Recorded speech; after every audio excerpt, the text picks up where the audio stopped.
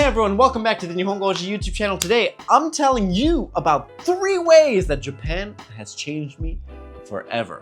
Let's get started.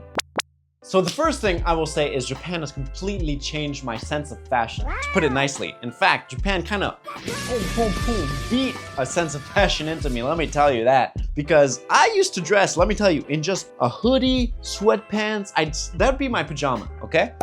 Be in hoodie and sweatpants just like this, sleeping nicely throughout the night. Then I'd go to class, still in my hoodie and sweatpants, because I was like, comfy clothes are the best clothes, which I still believe in, right? But after coming to Japan, let me tell you here, I had a few wake-up calls. The first being, I remember going on a date with this girl.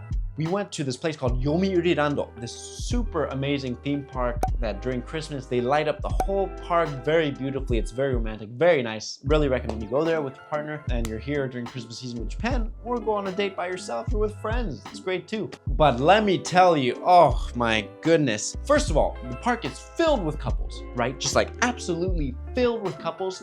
And not only are their outfits usually coordinated like to perfection, but I was just staring at all the guys from basically looking them up and down and being like, woo, daddy, you know?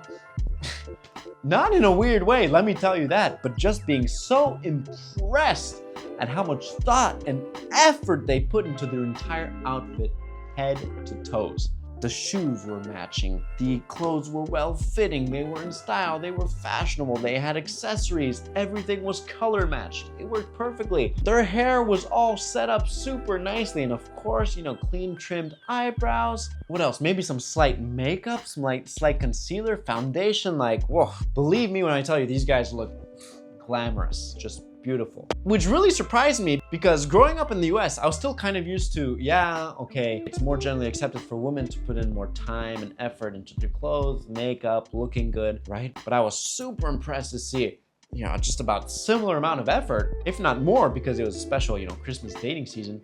Wow, it just really impressed me. And that led me to learn that, yeah, guys here, they start doing their hair when they're in middle school. I was like, what? I had never even thought about doing my hair or touching my hair or setting it nicely. Okay, maybe brushing it or combing it, but that was it. Never thought about really doing my hair nicely and keeping it well trimmed with a nice haircut and everything until I came to Japan. Now I gotta say, I'm not the most fashionable person to begin with. I'm not the most aesthetically inclined, but I've gotten a lot better over the years. So I wouldn't have been the fashionable person because there are like a ton of fashionable people in the US and all around the world, right? It's not just Japan, but just the level of awareness and thought and consideration and effort that people put into their outfits, even when they just go to the supermarket, is incredible. And I gotta tell you, yeah, even when I go to the supermarket, I mean, for example, like when I was dating this girl in the past and I just wanted to go to the supermarket, pick up a few quick items, go to the konbini, you know, grab something to, you know, some snacks to eat at night. And they're like, oh, I need to get dressed and do my makeup and everything and my hair. And I was like, what? Are you kidding me? It's just a supermarket. It's like 3 minutes away. Okay, maybe 5 minutes away. But still, and you know nobody around here. Is it really that much of an issue to go out? But there is this level that can be kind of oppressive at times that makes people want to feel put together when they go even outside to the supermarket because they're in the public eye. Okay, that was a whole tangent, but let me tell you one other episode that really got me to up my fashion game was I used to be part of a boy band, okay? And as part of that boy band, I remember one of the guys, he was like 17 too, this half Brazilian, half Japanese kid. And I remember one day, okay, I wasn't dressed well, but I had a simple t-shirt. I had some like short shorts on that weren't even that short, doubled as bathing suit, whatever. I'm not gonna embarrass myself further. But I remember one day he just looked at me and he just goes, what is this? You know, looking at the other boy band members like, what is this? Like, come on, man, pointing at my clothes and everything, and me being, at first, not understanding. Because I was like, what's wrong with just wearing comfortable clothes? Or what's wrong with wearing this? And let me tell you, there is nothing wrong with wearing comfortable clothes or what you want to wear. And maybe this kid, he wasn't the best at expressing things in a polite, nice way, but he was 17, come on. And that really drove home the point that, oh, I see. I actually started living in a share house with a 17-year-old kid and another guy when I was part of the boy band, and I could see the amount of preparation and time and effort that he put into, you know, picking out his clothes and looking nice and maintaining his face and everything. And so that really led me to not be a total fashion freak or a total, you know, aesthetic freak, which is nothing wrong with that if that's your thing. But I have learned to put in a bit more effort into the clothes I'm wearing and how I present myself when I go outside. And so, Japan has changed me because now, okay, not everyone wears nails polish, but I like to sometimes. But I carry around a cosmetics pouch with me now, for example, wherever I go. And that has just the most basic foundation and everything, and maybe eyebrow stuff, as well as sunscreen, cleansers, just stuff like that, but just things in general to help keep me better groomed. I gotta say, I've also done some procedures which I never would have thought that I would have done in the US, but laser hair removal, some perms for your eyelashes. Oh, I've kind of had a few crazy experiences here, but anyways, nothing wrong with dressing how you want to dress, but just to let you know that Japan really changed my sense of fashion, I would say for the better.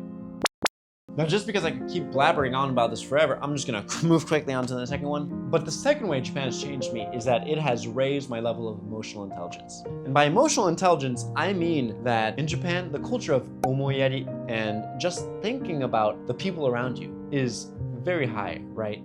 As kids, you could see Japanese kids growing up, oftentimes their professors or their parents, people around them will make sure that they're always thinking about the people around them. And so when you start to think about the people around you, you start to visualize and to simulate in your brain what they might be thinking about right now, or how they might be feeling, or what they might want to do or have or eat or drink right now. And if you get too caught up in what everyone is thinking and feeling at every single moment of the day, that can be really overwhelming. So you don't have to take it to the extreme, but still, I found myself going back to my home in Los Angeles to visit my family, and me just having this almost like a sixth sense where I was now thinking about, oh, that person over there, who I'm not even talking to, they must be waiting on the couch, but are they bored? They might be bored because no one's talking to them at this family event, and maybe I should either go talk to them or send someone else to talk to them. And how are my parents feeling? Are they tired because they had to prepare a lot for this event? And can I do anything to help them out? Or can I offer to help with dishes? Can I offer to do this? I don't know, just a lot of things, just this extra layer of thoughts that I would call emotional intelligence, right? Which is really emphasized in Japan. And that's really something that I got a lot better at thanks to living in Japan. It's really kind of hard to explain unless you've experienced living here for a long time. And emotional intelligence, I'm sure, exists in many forms, right? But just the fact that it's so emphasized in Japanese culture, you kind of find yourself picking up on it and getting better at it the longer you live here. It's kind of cool, to be honest. Okay, the next way Japan's changed me is that I now bow all the time. Okay, it's kind of a joke, but literally when I actually go back home, when I want to get through some people, or I say thank you or hello, I find myself bowing unconsciously. Okay, my family just tells me that I do that all the time. Okay, but so the last thing that I really want to leave you with is that Japan, how do I say this correctly? Not has taught me the value of hard work, because that's kind of my family that taught me that, but Japan has taught me how nice it can be when people work hard and treat others with respect, and when you treat your own work with respect. And what do I mean by that? It means that, I don't know, I feel like in the US at least, there's an emphasis on working your butt off and just working really hard in general, but I feel like there's a lot of more maybe cutting corners within that work culture. Like, for example, in English, there's this saying, work smarter, not harder. And while that can be great because you can work in a smarter way to maybe increase the efficiency of what it is you're doing, or to work out smarter ways of doing whatever it is that you want to do, oftentimes that can also mean maybe not doing the bare minimum, but not doing more than is required to achieve a certain task. Maybe cutting some corners here and there just so you can achieve the task, but not have to work too hard.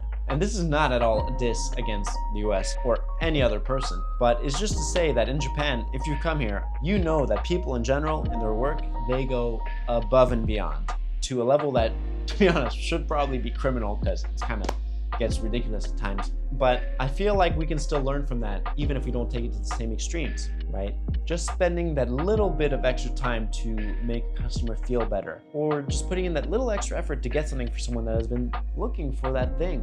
I don't know, it's just these small things, right? But in Japan, in general, people don't leave, people don't go home until the job is done. And not just done, but done well. And that's a value that I strive to also incorporate in my own day-to-day life. Now, I don't mean working yourself to the bone and staying until the morning just because your boss told you to, or because they gave you an inordinate amount of work to do in one day, which is, physically impossible to finish in one day. I don't mean going overboard. I just mean whatever it is you do it right, do it well. You don't have to do too much, but put in the work, put in the effort, and you never know, good things might happen. You'll see the fruits of your labor, and the people around you will appreciate it as well. So that's all I'm going to leave you with today. Sorry, this video once again was kind of all over the place, but I've learned so much coming to Japan, and there's so much that I want to share with you in future videos as well. So let me know what you want to see. Feel free to leave me a like, leave me a comment. Let me know what you thought about this video, or if Japan has taught you anything, whether you've been here or not. Don't forget to subscribe. I want to keep coming out with more and more content, so there's a lot to look forward to. Thanks for watching, and I'll see you next time. Bye-bye.